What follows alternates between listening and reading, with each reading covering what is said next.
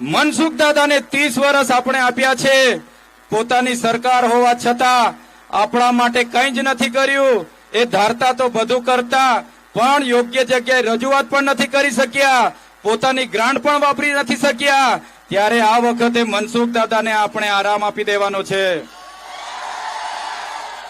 આ વખતે તમારી સામે યુવાન, નીડર, પ્રામાણિક, ઈમાનદાર અને નિષ્ઠાવાન યુવાનોની ફોજ છે। એક તક અમને આપો અને જોઈ લો, આવનાર દિવસોમાં ભરૂચને અમે નગરપાલિકા બનાવવા માટે પણ લડીશું। અંકલેશ્વરથી નેત્રંગ સુધી 4 લેન હાઈવે બને એના માટે પણ અમે લડવાના છે।